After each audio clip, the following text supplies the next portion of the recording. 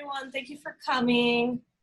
Um, Today we're talking to Carlos Jaramillo, and he is a fine art and commercial photographer currently based in New York and has work that's been published in New York Times, The New Yorker, and Vice. Carlos is a graduate of SVA in photography. And so let's start with, how is your quarantine life going? First it started a little rough, like I was saying, like things ended kind of abruptly with I was working on a new book. It was supposed to come out in March. Hopefully the idea was for it to be done in March, and then it got postponed. And then so that, took a couple months off, it was probably more like a month and a half where I just kind of did nothing, depressed, and then, I got an email from the publisher. I'm working with Tamara Santibáñez, who owns Discipline Press. And, she kind of gave me the green light. She's like, sorry, everything's been crazy. Let's work on the book. And then, so then started working on that, was about to send it off to the printer. And then the protest started happening. And then it's like, all right, let's hold this off for a while because it's not appropriate to come out with a book during this time. And so yeah, it's just kind of like a little bit of taking some time off to kind of chill out, and then started working on a new project out here in Rockaway. I'm currently in Rockaway Beach in New York.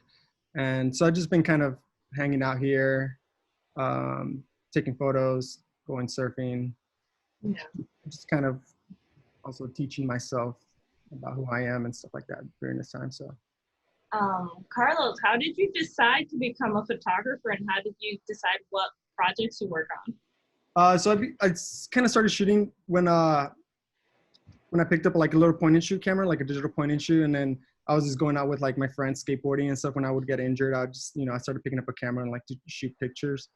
But I didn't actually consider myself a photographer till I bought my first real camera. And that was when my friend sold me, he was a skate photographer. And also he sold me his Canon Rebel, his little kit with lenses and stuff. And it's funny because, being a Latino, I think, it's, you got kind of these ideas by your parents of what they want you to be and stuff like that. And so my parents did not want me to buy a camera or anything, or they thought it was a waste of money and stuff. So I got this huge argument with them of I'm going to use my money to buy a camera, and there's nothing you could do about it. And I got in a huge fight. I exploded, I flipped the table. We were eating lunch. I got angry. And, yeah, it was bad. And then I went and bought the camera, and then that's how I became a photographer. I was just I'm not going to listen to you guys. And you grew up in Texas? So I was born in Texas, then moved to Florida and Miami, and then moved to Chicago, and then moved back to Florida, Gainesville, Florida, and now I'm here. And in a month from now, a lot of people don't know this, it's kind of new news. I'm moving to California in a month, so I'll be out there in 30 days. So I'm not really from anywhere. I was born in Texas. Every time I move somewhere, I always say where I came from before that. So it's just okay. Yeah. And then so maybe can we start talking about your work in Cuba, photographing the pigeon races? Sure, yeah. Was that the first project? Was that your first body of work, or how was it that or was Beyond Bars the first kind of? So the first project, because you work you do commercial photography, you have to travel a lot, right, for those projects? For these projects, I mean, for the commercial stuff, it's more kind of local stuff. Okay.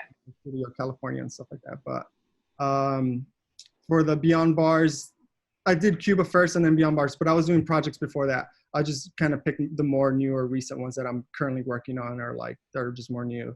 I didn't show any of my older stuff just because it's just too much work. Done. You're over. It's from the past. It's just more archival to me. Yeah. So maybe, yeah. And how did you find this place? What's the backstory for this? So I've talked about this in the past before. I think a lot of people didn't know this about me. And, the reason why I went to Cuba was because, at the time I wanted to go visit my dad's, like my whole life I thought I was Cuban, and I wanted to go visit my dad's country where he was born and raised. And, I was really excited. Like, I found this group that helped skateboarders and artists. And the idea was to go out there and like donate all this product. At the time I was photographing for these skateboarding companies, and I had them donate all this product. We were able to take it out there and, give it to a bunch of skateboarders, because there's no skate shops. It's illegal to like have a skate shop out there. And so, yeah, it was really cool. It was a really awesome experience. But, when I bought my flight, I called my dad. I was like, yo, I'm going to Cuba. Like, can you tell me about it? Like, where should I go? Like, what should I see? And like, he was quiet and he wasn't talking to me. But like, I was like, all right, that was a weird conversation. Like, it's fine. And then when I saw him in person a few months after that, I was like, dude, I'm going to Cuba next month. Like, how is it? Like, where do I go? And he just like had his head down the whole time and like wouldn't talk to me. Not talk to me, but he was just like kind of like being quiet. And then my brother's like looking at me, he's like, dude, he's never told you? And I'm just like, told me what? And he's like, he's not Cuban. And I'm just like, I was looking at my dad, I was like, what? And I was like, my dad's like, yeah, like I was born in Colombia. And it's just like, my whole life I thought I was like, I always saw people like Mexican, Cuban, and everybody called my dad El Cubano and stuff like that.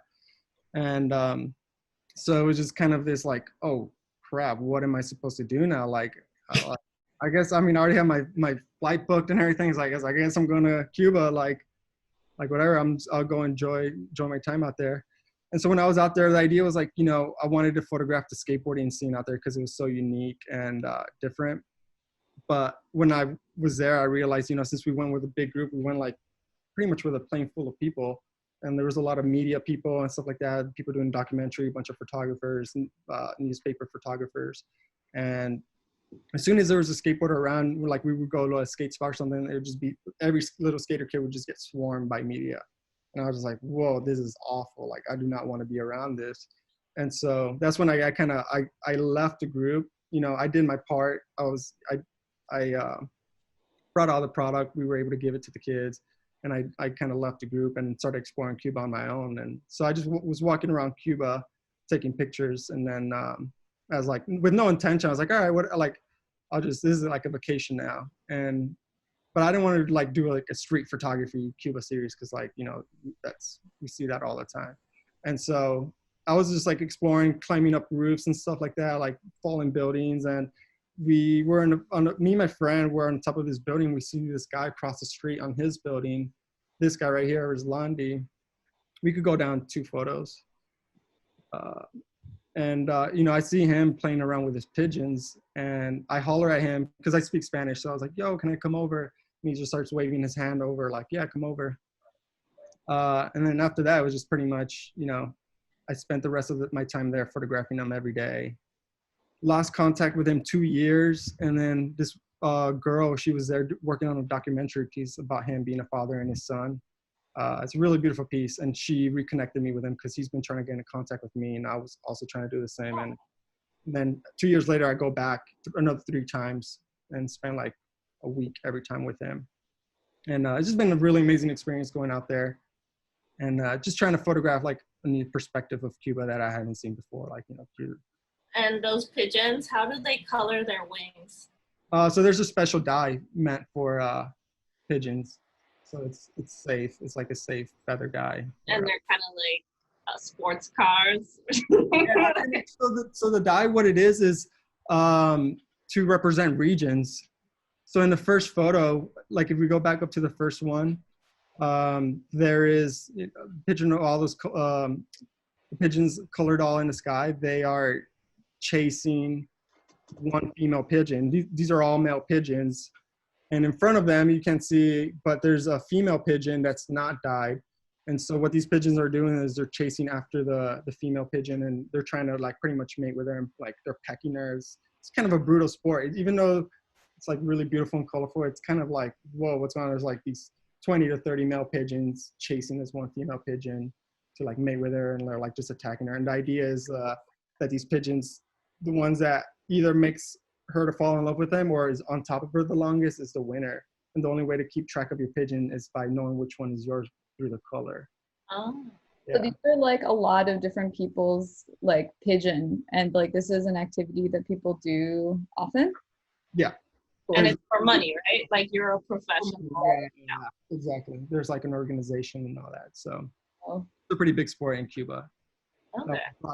Brought by Spain, because it was first created in Spain. So like Spain brought it in through into the country and kind of made it. A lot of these people from Spain were like political men, so they made it, as like kind of this part of their like culture, where like it's important, and the government supports it and pays for it and all this stuff. So. But is this illegal in other countries?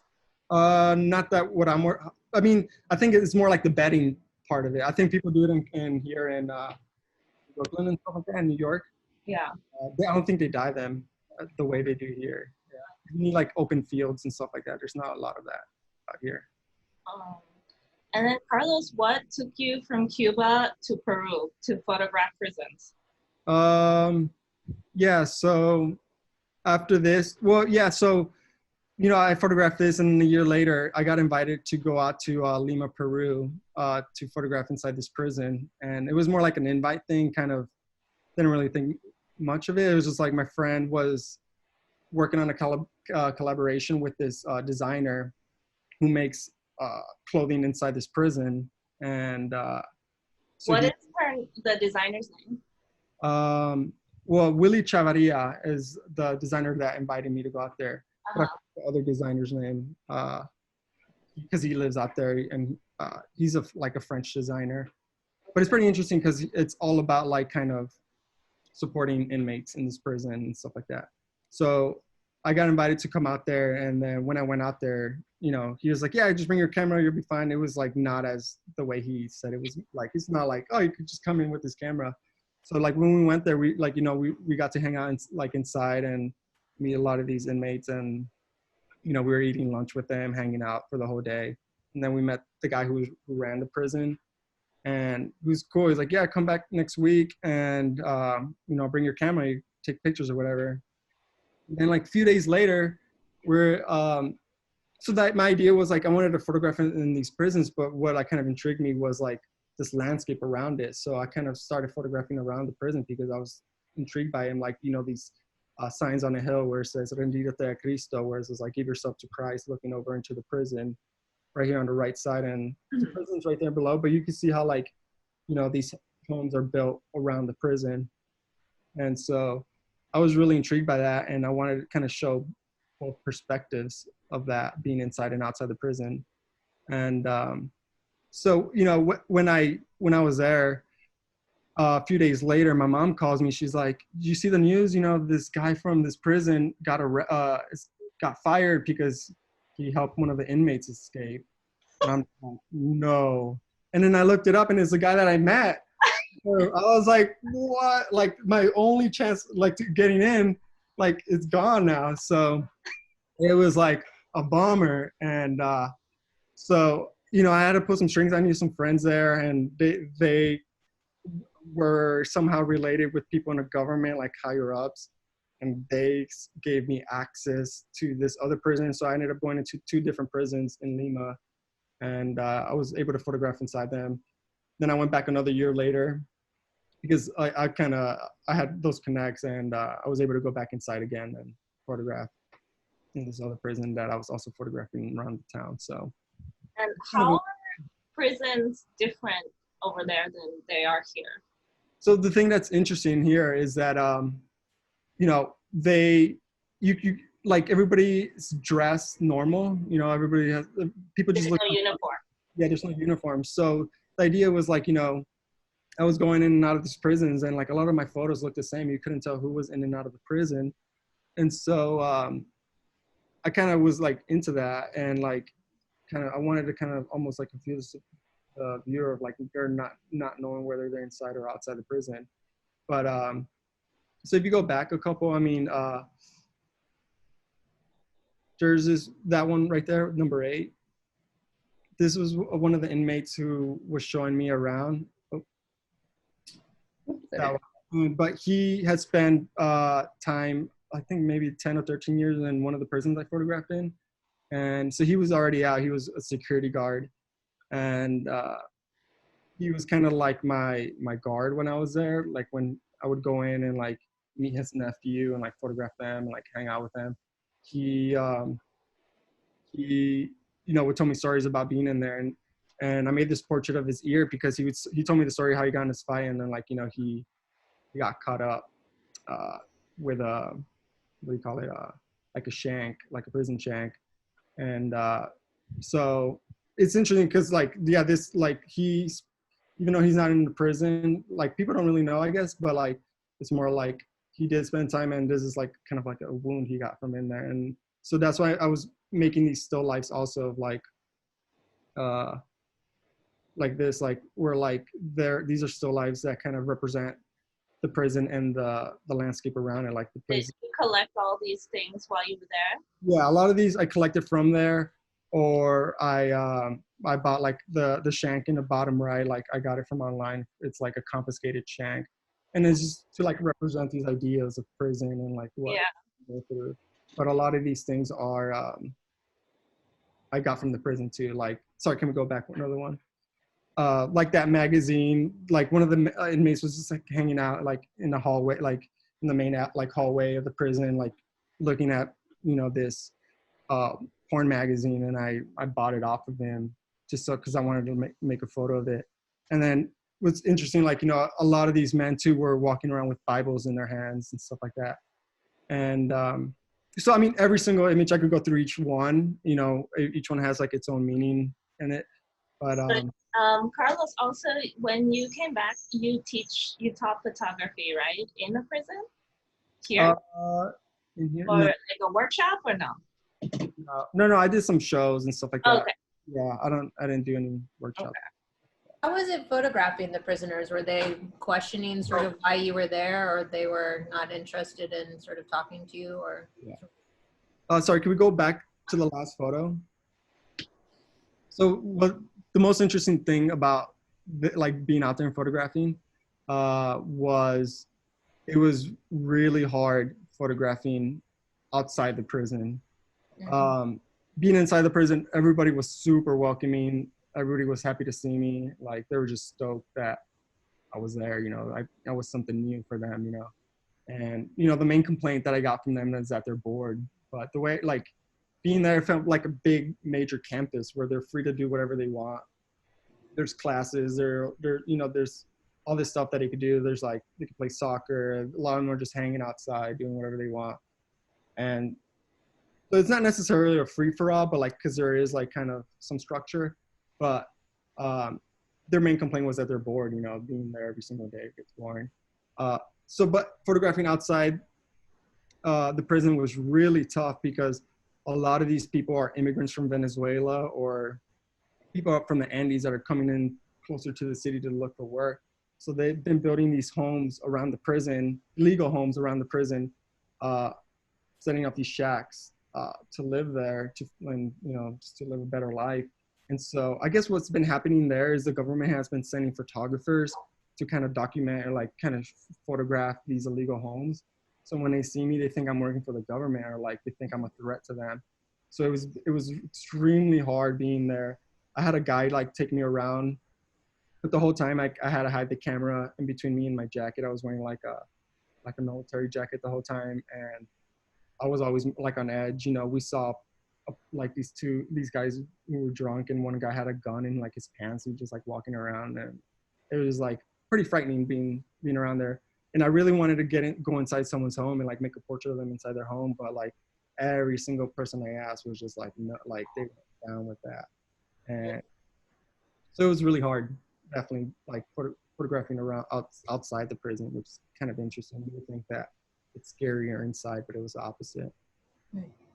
Well, one thing that we talked about when we were thinking about your work was sort of like your work sits in this intersection between, on the one hand, like documentation, and then on the other hand, like this really striking aesthetic sensibility. You know, like the work is really beautiful and really composed, and like the color, especially in these first two series, is like so particular, like not oversaturated, but like with its like really clear intentionality and chromatic clarity. And I was wondering if you could talk a little bit about your relationship to maybe beauty and documentation, and how you think about like these photographs and their position to like the reality of the worlds that you're describing.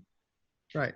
So I think my big inspiration and kind of like my like yeah, just like my first like really big inspiration for my work was Robert Adams and that whole group of new typography of these photographers who were doing like just these very formal, straightforward landscapes. And so I was like really drawn into that idea of like, you know, beauty and form and like keeping your images simple or like very clear. And so that was kind of like what I was like drawn to as far as like that way of shooting. And so I think from there it kind of I just kept growing from that. And so I think like, yeah, I'm always like looking for beauty in my photographs, but also I'm trying to do both. Like even though like I'm making things beautiful, I think there's a lot of like dark things going on in my photographs. So there's just like I've always been into like double meaning and stuff like that, and like how I could show that through my artwork. And like even like this might be like a dumb example, but like in my hands I have like rest easy like tattooed. Is like I love the double meaning of that. Like, you know, yes. I mean it's hard to see, but it says rest easy, and it's just like that idea is just like, you know, you could be just chill out, be easy, like hang out at the beach, but it also means like, you know, like rest in peace, you know. Mm-hmm. And so, and that there's like an image that came with that saying, it was like the Grim Reaper chilling on the beach. And so it's just like I'm always trying to like find like these two, like I want to find the beauty in like what I'm photographing, but what I also see like the dark side of it too. Well, I was thinking, I know that someone that you're interested in thinking about is Latoya Ruby Frazier, who's someone who also uses like really gorgeous compositional techniques almost as a way of letting people into like really particular, really documented social histories. And even though that's, I mean, her projects are so like, it's a different thing. But I was also thinking about, like whether you think about aesthetics as like opening up a conversation with a viewer about like a particular place or a particular experience. Mm-hmm. And if you're thinking about specific techniques in doing that, or if or if you're sort of guided by kind of like a sensibility and like, I don't know, like surfing, I feel like surfers analogize surfing with everything, but you know, it's like you catch the thing that comes to you or something like this. Right. Yeah. Well, for me, like I do romanticize things a lot, you know, like everything, you know, like my photographs, people that I photograph, my relationships. Yeah, like surfing also is just like, I think is just how like who I am. And but as far as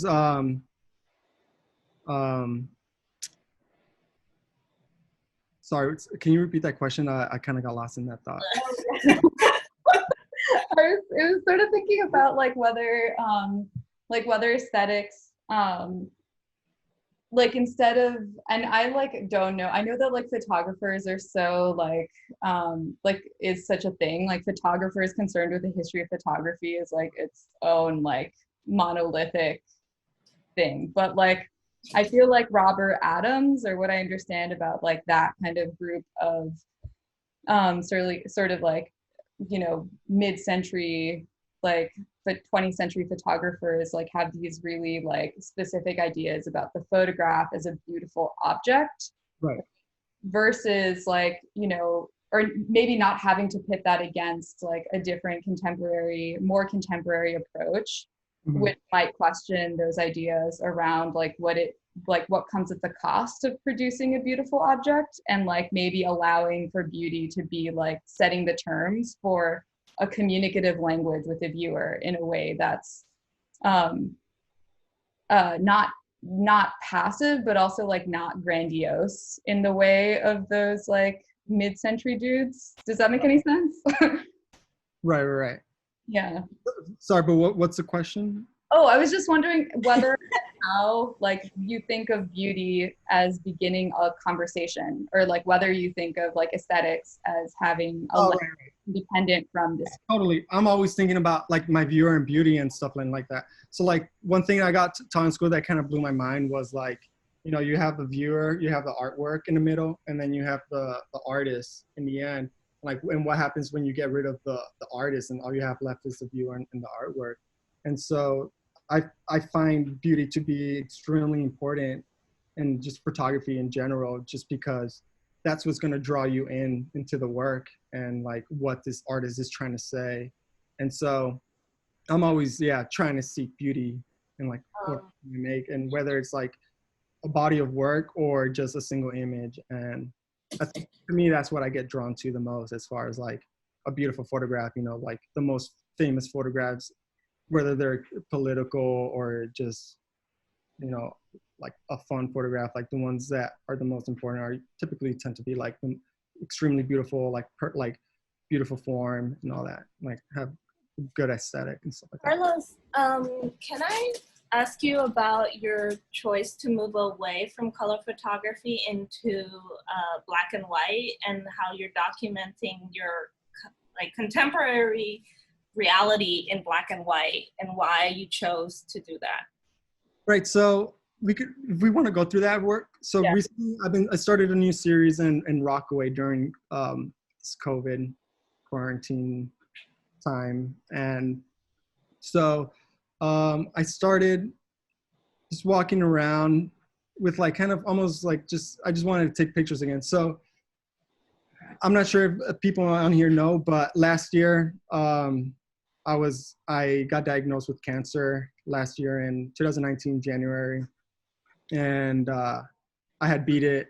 And then like after cancer, like I threw on my back and I was out for another 2 months during like going through cancer and like going through surgery. Like I was in so much pain. I couldn't do anything for 2 months.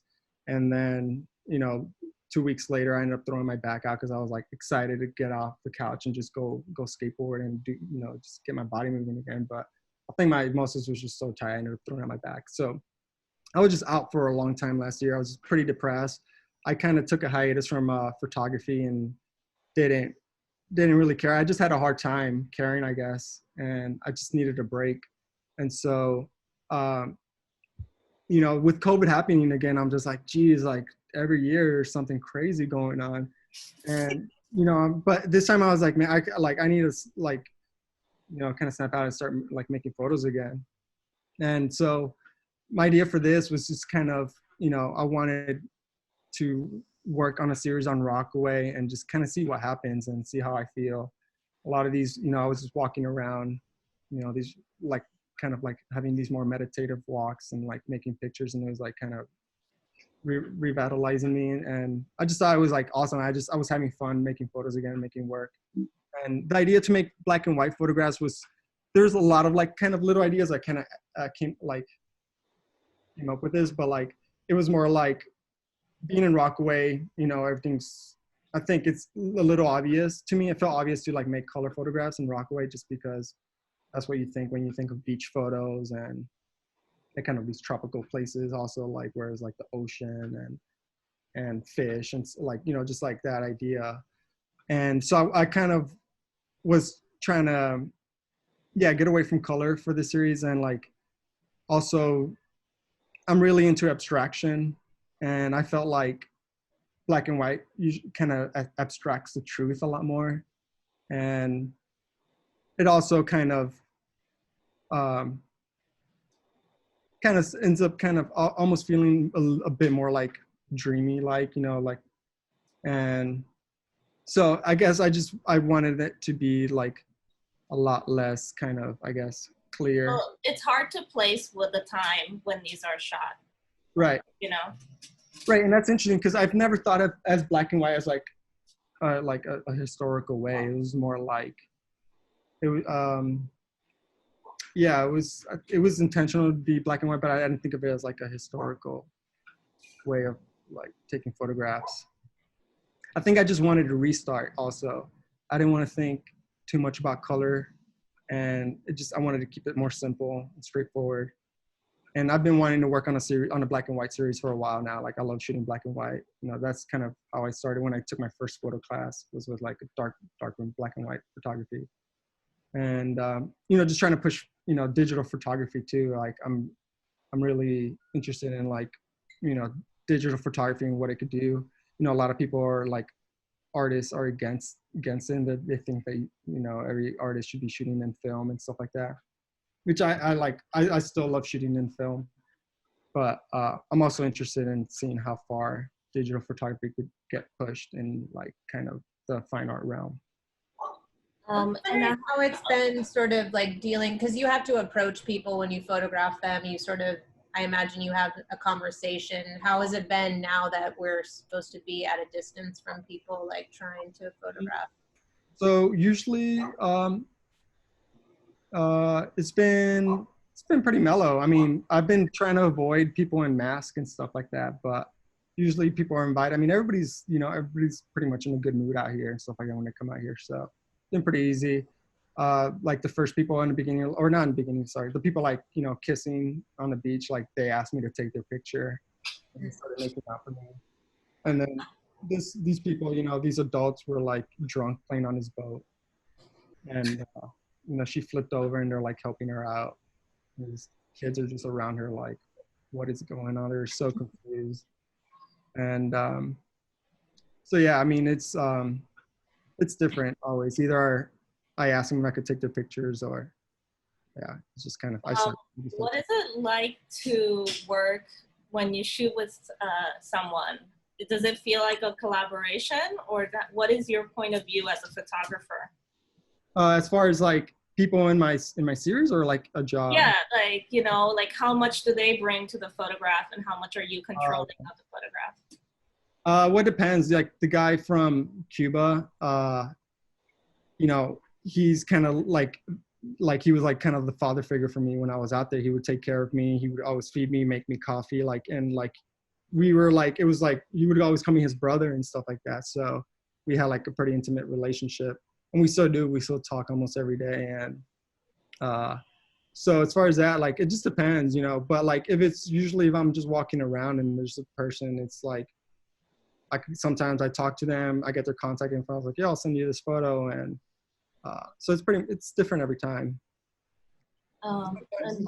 Right now, like making photographs, like this project on the Rockaways and then the most current work that you sent us are like related. It was photographs of the George Floyd paddle out, which we'll pull up in a second, but it's also like making art in like moments of crisis, even though like a lot of the underlying structures that like produce these events have been with us for a long time.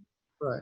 And so I wonder also like how you're relating to making art, and like this kind of present tense, which is really overwhelming, and also like, I mean, specific in different ways. I just wonder if you could talk a little bit about what it's like to make like really present tense work about what's happening at the moment.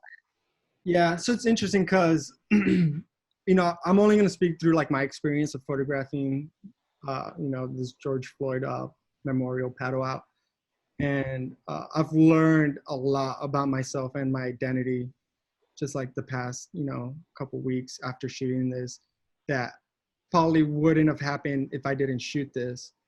And so, you know, this paddle out happened, it happened. I had either choice to either paddle out and just like kind of be part of the paddle out or take photographs. And, you know, being brown, someone who like has dealt with racism their whole life, you know, I've been, you know, growing up poor, and I've been made example of by police. I've been arrested in front of all my white friends because we were all drinking, and the cop arrested me just to make an example out of me to my friends. And, you know, I've dealt with similar stuff all the time, my whole life. And so, you know, it felt right for me to like photograph this. You know, I'm a surfer, I live in the Rockaways. And so I decided to go out and photograph this paddle out. And with no intention, really, it's just like, I just wanted to shoot this part of history.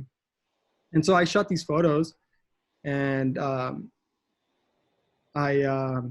you know, it felt, when I was shooting it, like it felt really impactful. Like when I felt everyone's emotion, and it was, you know, it felt like probably the most important thing I've ever photographed. And it was just within now, you know, a few hours of photographing. And so when I shot this series, and like I was saying, it was just like extremely incredible moment for like just history, Rockaway, and just this moment with what's going on. You know, it's kind of going away from like the protesting and like the looting photos that we're constantly being bombarded with. It was like kind of more like a lighthearted like event and moment where like I still wanted to empower these people, and you know, also this movement, and kind of give give whatever I could like from this. And so you know, I shot these photos and put them on Instagram, and I got contacted from a publication to run the photos. And, you know, they asked if I wanted to work with a writer, and or if I wanted to come up with my own text. So, you know, I spent like 2 days kind of working on these photos and making up a writing.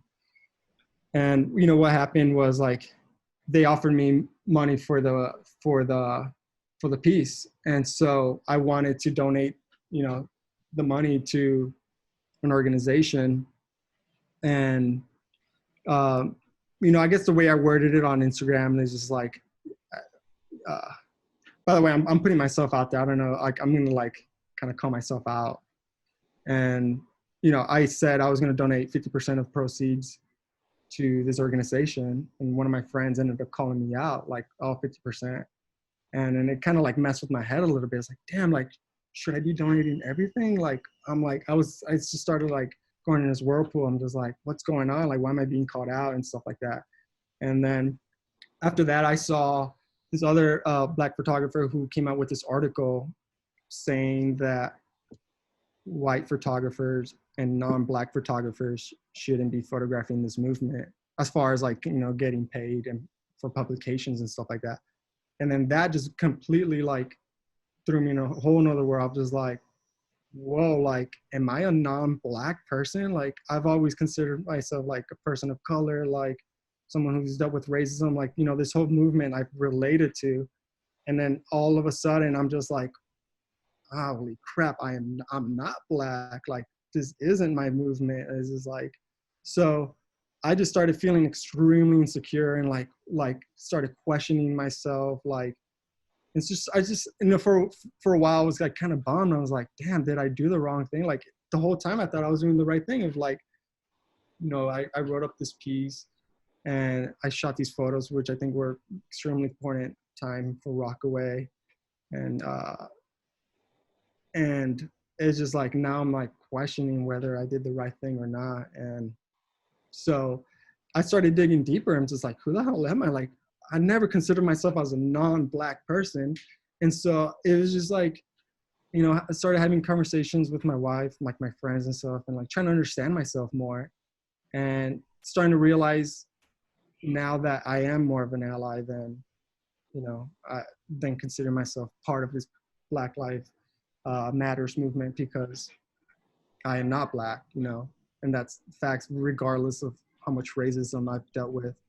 And Carlos, can I ask you, do you think it's a little problematic to censor images? Because I feel like telling people what they can do or what they can't do, it's like very problematic right now online. I feel like because you're missing out a lot, and I think our algorithms, you know, like maybe your image will reach someone that's not going to be reached at by another person, and I don't know how do you feel about that? Right. No, I think I think it's funny because like I keep saying like we're like living in this call out culture. Everybody's like really sensitive, and like, you know, if you think you're doing the right thing, like someone's not gonna think you're doing the right thing, and like everybody's just constantly calling each other out of like. But also like kind of like the same beliefs. Right, exactly. Like that's the problem. I think like everyone's like, yeah, I agree. Like I was like, to me, I'm just like, oh yeah, this is like we're all in this together, and then I'm just like, some people don't think that. They think it's just like, I don't know. It's just like I'm just trying to figure out. And then like more recently, it's just like I'm you know starting to consider myself more as an ally than like kind of a brown person, which is like kind of this realization that I've had more recently, and I'm still trying to figure out. Is it because you have an American passport, or like what? Like I think, you know, this idea, even though I am Latino and brown, I am a, you know, colonizer, and I have also been colonized. And so like this idea of like, you know, my sister also recently did a DNA test, and like 50% is like European. And I'm just like, what the hell, 50%? I'm just like, I've never considered myself like 50% European. Like I've always been like Mexican, American, or whatever, you know? And so like, yeah, these, I don't know, all this like new information that's just like, I'm like kind of trying to teach myself to like figure out who I am and stuff like that. So, kind of, sorry, I don't want to cut you off, but I was wondering maybe if like there's a part of this conversation and like maybe a part of a larger conversation that's like happening kind of, it's like sad that right now it's happening on Instagram because of social distancing, but like a conversation about what audience means in terms of like who the like is there a way of conceptualizing like the primary recipient of an artwork, like what is something for, or you know, of image, of representation, and like without getting too like hoity-toity or whatever, like obviously systems of representation have been used for all sorts of like fucked up purposes in the past, right? But like, how is it, I feel like one of the more exciting questions of this moment is like, how can we participate as artists in ideas about images, the reproduction and spread of images in ways that can like undermine some of those structures? And yeah, and it feels like it's also a really vulnerable time because like we're trying to, in trying to shake those things up, people, you're going to land wrong sometimes, right? Like no one's gonna, the idea of being right or wrong seems less important than how we can learn how to move together, you know? But anyway, those are just some thoughts. I wonder if you're thinking about these things in relationship to art as well, you know, like it seems like the personal stuff is also has been so intense for you. And obviously art is such an important intermediary between ourselves and the world. Yeah. I guess I've never really thought about my artwork that way. I think, yeah, with everything going on, I'm like I've just learned so much. So yeah, it's like more like, yeah, I'm trying to figure it out still, and just like. Totally. Wait, Gabby, do we have any questions? Not yet, but if y'all have questions, send them over.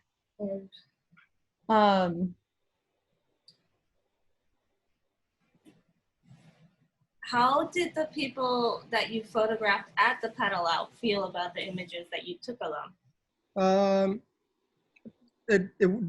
I think it's kind of, from what I've learned, you know, people who are shooting protests, I think everybody's like pretty welcoming, like okay with their photo being taken. But you didn't have any exchange of. Yeah, if I had some exchange, okay, like someone's like, oh, like here's your photograph. This is a moment in time for you, like, you know. Yeah, I think everybody's like kind of proud and like.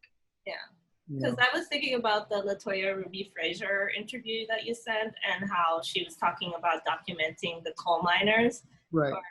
in Germany.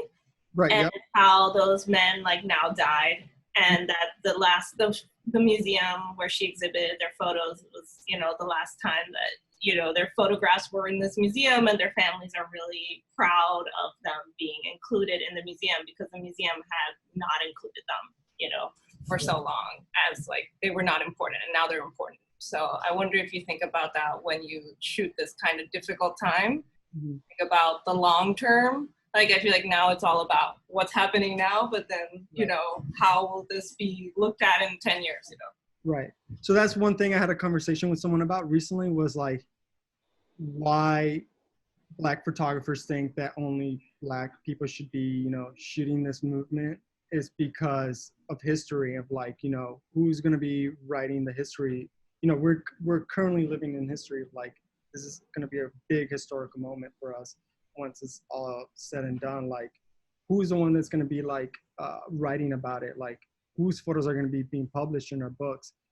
And, you know, I think it should be all Black people, all Black photographers, all Black writers, and, you know, writing and showing this movement. So, and in a way, that's why I was kind of like, you know, starting to question my intentions and like why I photographed this. And like, because this, like I was saying, is like a Black Lives Matters movement, and it should be told through the lens of a Black photographer. So we have two questions from Manal. One technical question and one non-technical question. So first is, what camera do you use? I've been using a Nikon D850. Cool. And the non-technical question. Can you talk a little about your America's Backyard project? Yeah, so it's interesting because I consider that my kind of first political work, as far as like just, you know, like before that I was just like shooting like a series, you know, skateboarding and just kind of walking around shooting pictures upstate. And so when I went to Nicaragua, you know, I had this intention of like, every time I've gone to like South or Central America, there's like this huge influence of like American culture and American just corporations. And so I kind of wanted to, like, I was exploring these ideas of like, you know, American culture, you know, in Nicaragua at the time. And a lot of it is like super subtle stuff where like, you know, Cooper Tires, you know, is like American company, where it's just like not really in your face or obvious, but it's just more like all these kind of little hidden messages. And well, also it's like repurposed garbage. Right. Yeah. A lot of the things, right? Like taking a tire and turning it into a flower pot. Right. And like this boy like wearing a Scott t-shirt is like very American name, like Scott. I don't know. It's just like, yeah, you know, you got Pepsi and Red Sox. Like, how did this kid end up with a Red Sox t-shirt? Yeah, stuff like that. Like, you know, basketball's obviously very American also, but somehow it ended up, you know, in the middle of nowhere in Nicaragua somehow. So we have a question from Tanner, I think, who wants to know, at what point in a project do you realize it's turning into a body of work? And is there a process that leads up to sharing this work in terms of getting it ready or sequenced in a particular way?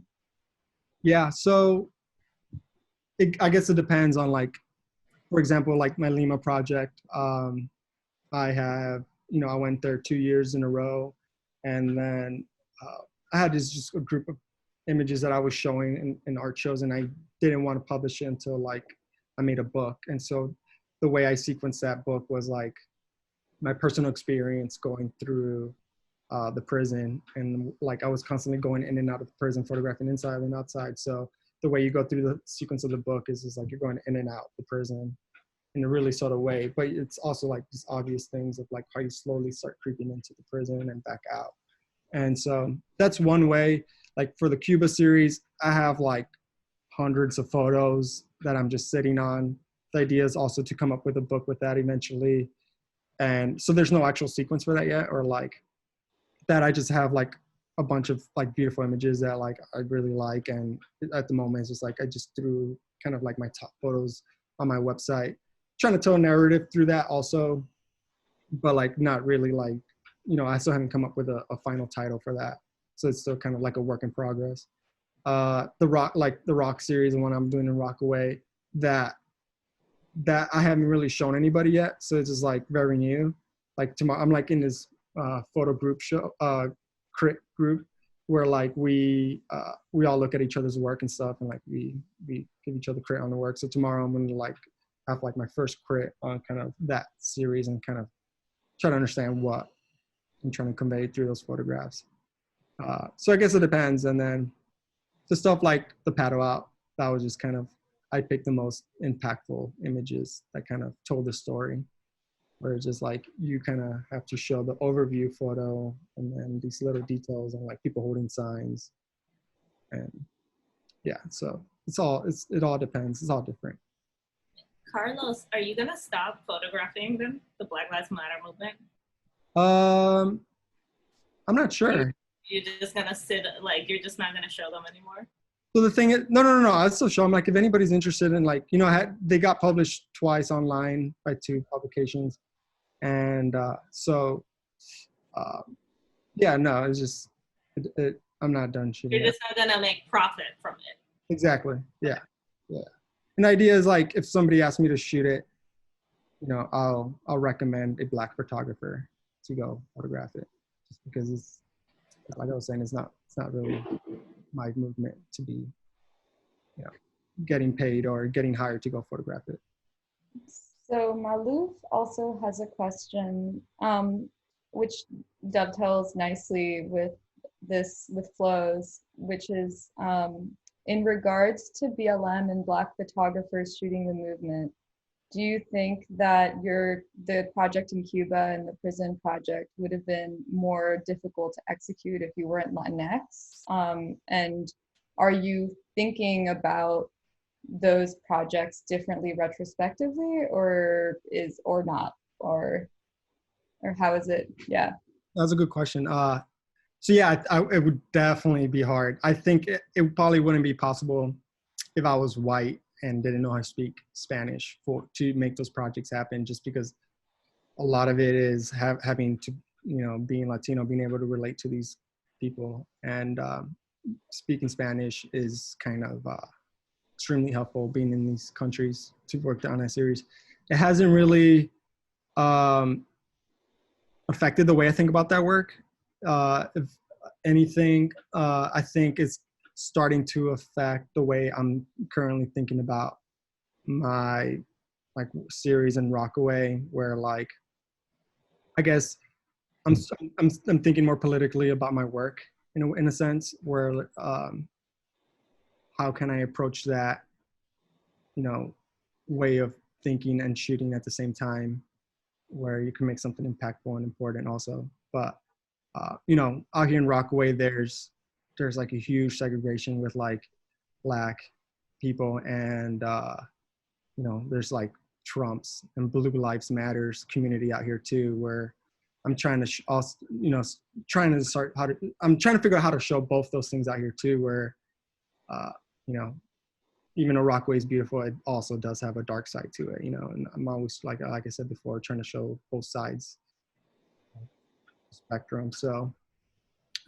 yeah, I was like, I went out to a neighborhood yesterday, and like there's these like Trump 2020 flags, like, you know, just a few blocks away from my house and stuff like that. And then like the other side, you know, is just like projects and stuff like that, where it's just like part of Rockaway is like a wasteland, and you know, this is where like most of these Black people live, and they're just like neglected, ignored and stuff, just because the government doesn't want to clean up their neighborhood.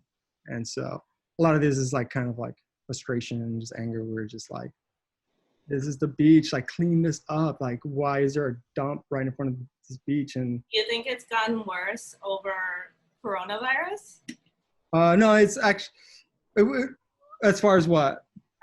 like not cleaning the beach or something? Did the resources become less? No, I think it's Rockaway. It's slowly starting to kind of grow. So it hasn't gotten to that area. I think a lot of the reason is because there's a lot of projects and people don't want to move there. So yeah, hopefully that answered the question. Yeah, totally. Well, I mean, I think that's it. Open up maybe. Yeah, now. But I wanted to thank you also for talking to us, but also for like showing us work that's so new and that you're still thinking through. Like it's really generous. And so I just wanted to thank you for putting yourself out there as well, which is really cool. And seeing what it is. So okay, I'm going to everyone, I'm gonna unmute everybody. And please feel free to join us. Maybe it'll work this time. And I'll let you unmute yourself as well. I have a question. This whole identity thing is wonderful. So you grew up thinking you were Cuban. Right. And what is your mother? Where's your mother from? She's born in Mexico. She's from Mexico. Right. So you grew up thinking, well, one thing, do you identify? I mean, I don't understand why that happened. And maybe you got an explanation, but it sounds like a book. And Yeah. what do you like now? Right. So it's funny because my dad is Colombian. He was actually born and raised in Colombia, and he was involved with the cartel at the time, and they were out to kill him. And so my family had to like pretty much be like, yo, you got to get out of here now. So they got him a one-way flight to Mexico. And from Mexico, it took him a couple of tries. It was really interesting because he was telling me all these crazy stories of like him working with the coyote man, like trying to get him across the border a couple of times. And they got caught a few times. And one time he got caught again. He was in a bus, and the immigration police caught him. They're arresting everybody. And then I guess whatever he said to the immigration police, it sounded like he said something Cuban. Maybe he was trying to pretend like he was Cuban. And they're like, hey, tu cubano, like, you Cuban, come with me.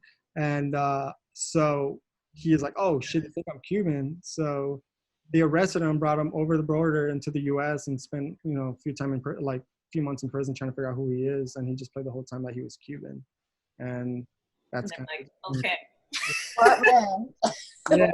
And so, but as far as after realizing all that crazy stuff, it's just like now I don't identify.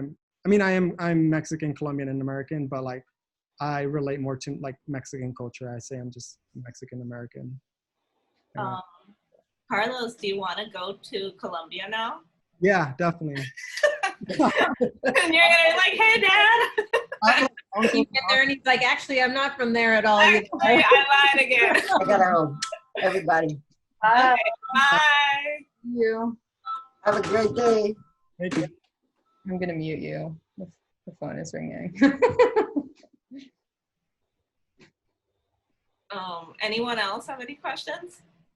If you're having trouble with the muting and unmuting, I'm sorry. I don't know if my computer got better at it since last week, but I think it should be working. I was struck when you were talking about the prison at how free and unstructured it was, that they really can hang out where they want. And what were most of these people in for?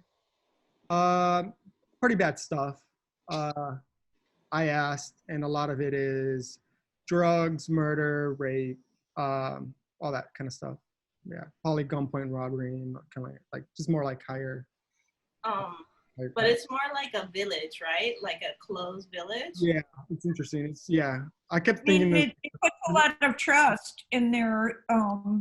It seems like a daring plan to put that amount of trust in the people that they're not. I think an American prison and might be for much worse would be highly structured.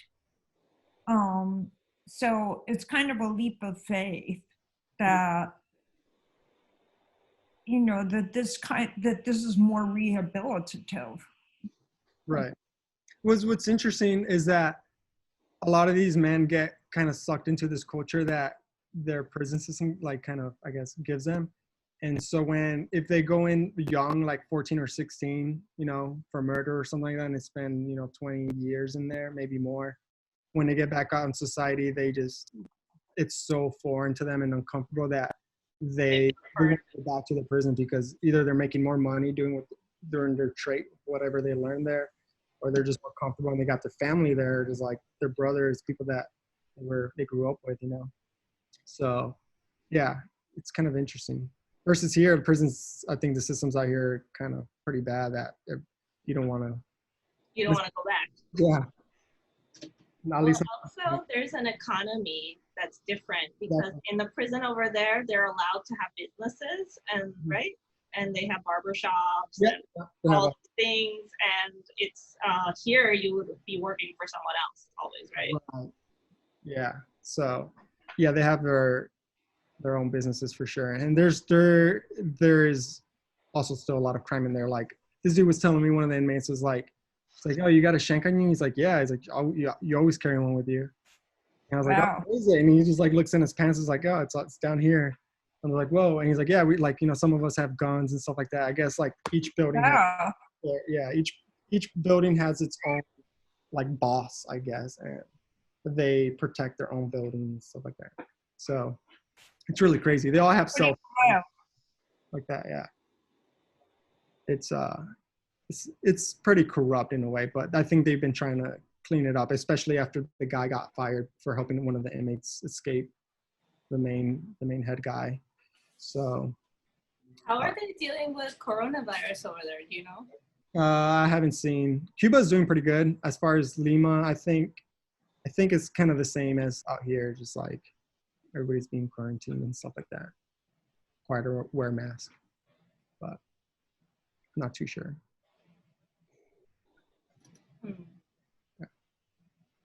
Carlos, I have a question. What is the relationship between your commercial work and your own projects? How do you kind of balance those two things, and do you find that they inform each other? It's hard to say, just because I think it's always different. As far as like it depends on the job. If I'm like doing, I guess, a fashion shoot or something like that, you know, sometimes it's, you know, I'm shooting for like a purse company and I'm shooting women holding purses and stuff like that. And like that stuff I would never put on my Instagram or my website. But usually, like if my friend, you know, I work with one of my friends who owns a clothing company, and we work together and collaborate together on like a concept and idea. And what we do is we reference photography books for like how we want to approach this. And so that's more fun. And like, I kind of have more of my taste and like, I guess, preference of how I want to photograph this, and kind of make it more like, I guess, fine art fashion. So yeah, and sometimes if I'm doing editorial, I guess it's the same approach of like having an intimate moment with the person I'm photographing, and try to do, just kind of, I guess, you know, try to empower them also the way I do in my people in my series, or like try to make the most beautiful, informal photograph of them also, but also experimenting, trying new stuff. Yeah. Cool, thanks. Yeah. Do you find that the balance of the commercial along with your own projects is good? Or if you had your druthers, would you do entirely your own projects? Oh, sorry. Does it feed one another? Do you feel like the balance in your life, does it help the balance, or not particularly? It just is a given?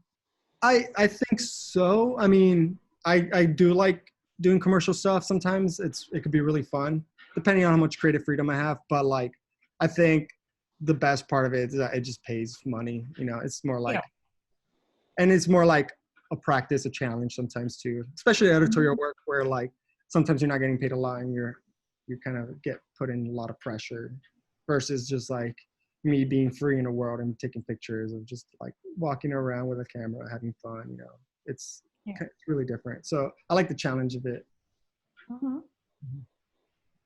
Carlos, it's Amber. Yo. When you I know you sit on work all the time. Does that give you anxiety, or are you okay with the passing of time and presenting it later? Or do you find yourself thinking about it every day? Yeah, anxiety and thinking about it every day. I mean, it sucks. But I think with Instagram, everything's so immediate and quick that I got to do something against that, you know. And Yeah. I think with like the Lima series, I've sat on it for so many years now, and I think with everything going on now, it just keeps getting more delayed, and that keeps giving me more anxiety, and because I want to put it out. And then like even with the Cuba series, you know, I've been kind of like using that work for so many years now, but I have hundreds of photos that I've just been sitting on. I just haven't tried looking for a publisher yet, just because I want this first book to come out. But now everything's just getting pushed back further and further, of like all this work I haven't released. But yeah, it's just more like, you know, I love picking up a photo book where there are a set of images where I haven't seen on Instagram or on their artist website or anything like that. And it's just, you're just like, whoa, I've never seen this photograph from this artist. Like, where has this photo been my whole life? And it only lives in this book. And, or like maybe you have to go to the art show to check out some photos you haven't seen before. And it's kind of that idea. I kind of want to, you know, hopefully do that too. If somebody, you know, motivate someone to like buy the book and look at a new set of photographs that live in this book and aren't like, oh, they're already on Instagram. So I don't like, I've already seen these photos and they kind of miss the point of the book, or like the sequencing or something like that, just because they've already seen it. Well, also, it's a very different experience to go like see a photograph in a gallery, and it might be a big scale or like very small, but on Instagram, everything kind of becomes the same, like an equalizer. So it's like a fashion thing next to something that's really composed, and it kind of doesn't matter anymore. Yeah. Like, I don't care. I think that's like the problem with it, right? Right.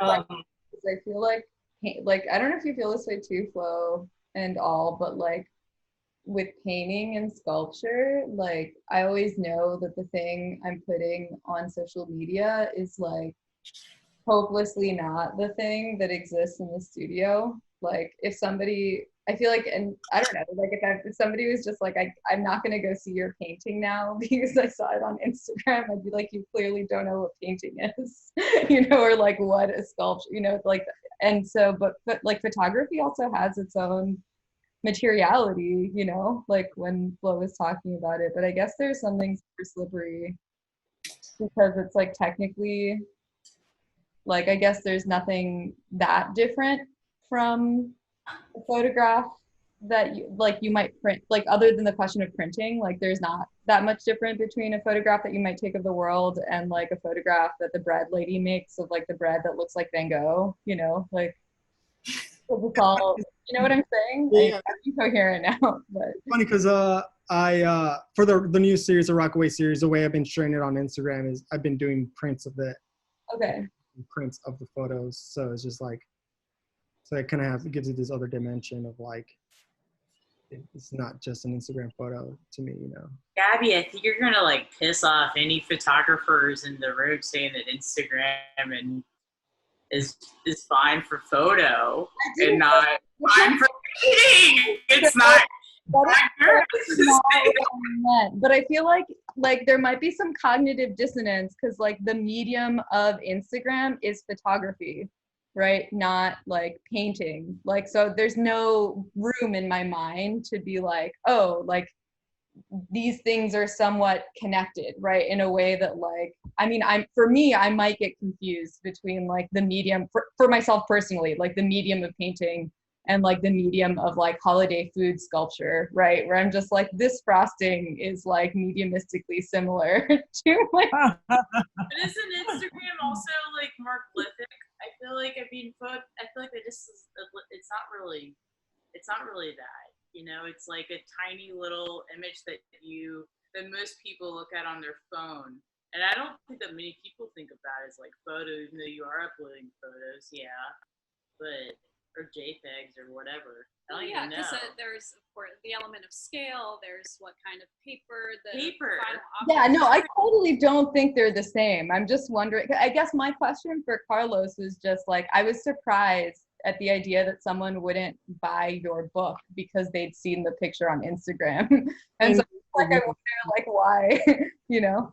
I think it's more like the motivation to like kind of, give them that excitement to when they, get the book, that it feels different versus having them feel like they already saw the photo. Yeah.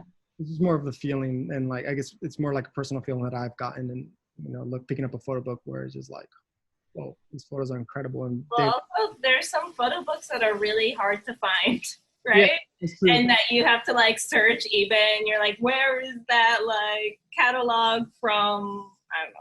Yeah. So satisfying when you find it. It's fun, yeah. But then it's $400, and that's a whole different. Yeah. Is it hard to go back and revisit these projects when you sort of haven't touched them for quite some time? Yeah, definitely, for sure. Yeah, sometimes it's hard just trying to like get back into that mindset of like where I was during that time, and like kind of, especially having so many projects now that are like not completed, because I don't feel like the project in Lima is going to be completed till the book's done, and I can't move on till that's done into like the Cuba work where I could start diving into that again. And now I'm working on this Rockaway series, so it's definitely hard, like trying to like shift my mentality of like how I was feeling, how I was thinking, and stuff like that. But it just takes like a couple of days to kind of dive back into it. Right. And do you try to pick different writers to sort of talk about the work within, or do you? Yeah, so when I was photographing in the Lima prison, I worked with a writer, and I specifically wanted to work with like a female writer to kind of get like this female perspective of what it's like being inside these all male prisons. And just because it's all like male heavy. And so, yeah, I just kind of wanted, for that, I was very specific, like who I wanted to work with. And she was from Lima also. So I wanted to work with someone local who's from that area. And then in the past, it's just like, I think I've worked with other writers that are like, I guess, like understand me, maybe like Latino like writers or something like that, where I appreciate their thoughts and input. For your book, are you working with someone? The Lima book? Yeah, so there's going to be an introduction written by, her name is Anise, and she lives in Lima. She wrote a piece. So it's the same person that we published in the Yeah. Okay, so you continue to work with her. Yeah, so she revisited the writing, and so it's kind of going to be like an updated version of the text that we published together for Precog. And Carlos, what are your favorite photo books? Ooh, probably this one by Stephen Gill, Night Processions, and this is like these extremely beautiful, like experimental printed photographs of this camera that was set up in the woods, night sensor or motion sensor camera for nighttime, and it was just like these incredible pictures of animals going through the woods. But then he used that camera and technique of printing. He made like portraits of his daughter that were like randomly thrown in there. Okay. Processions? It's called Processions? Night Processions. Okay. Yeah, by Stephen Gill. And that's kind of like one of the last books I saw where it just kind of blew my mind, where it's like, holy crap, I got to buy it. It was like $90. I was like, I do not have the money for this, but I'm going to buy this right now because it just like spoke to my soul somehow, I always just think of them as tax write-offs when I buy books. Yeah, I buy a ridiculous amount of them, so I'm like, oh no, it's good. I'll just write it up. Yeah. I was gonna buy a Latoya Ruby Frazier book that printed matter just started carried, and it sold within hours. They're like restock of Latoya Ruby Frazier, and then like I went to their website like 3 hours later, it sold out. I was like, what? I definitely don't have the money for that either. But I was gonna like, I'll get tax write-off. But her other books are like $300. Oh, okay. Is that because they're out of print, or just no? Yeah, the one that Printed Matter had was like a second edition with a paperback cover. Yeah. What was that?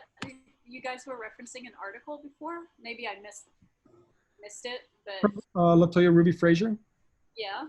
Oh, with Yale. She was on like talking to what's his name, Gregory Crutzen. Yeah. Oh, yeah, On YouTube. Have you seen that yet? I saw that. Yeah. Did you see the one with Robert Adams or listen to it? Because he didn't do a camera, but he called in and it was cool. Yeah, it was good. Yeah. What? I didn't hear that one. Yeah, really great. That's cool that they're sharing. I want to listen to more of them because I didn't know that they were like sharing the lectures. Do you know if they're sharing from other? I couldn't find them. I It's looked in on, other yeah. departments, but it only yeah. only Photo has it. And I think Greg's just like trying to. This was I just guess ask something they favors did with his like celebrity friends. right after school shut down. Yeah. It's not all of the lectures. I don't know if they'll continue doing it. I feel like they should because it's such a good resource for, you know, like everyone that has to do online learning now. Yeah, I think because it ended abruptly, school with COVID, they did one every week for the students. And at once school ended, they ended the interviews, so because the students weren't there anymore. So, Oh. yeah. Because I don't know if you notice, I feel like, I don't know, maybe I notice more like when I go out for walks, I see more people with cameras. Mm-hmm.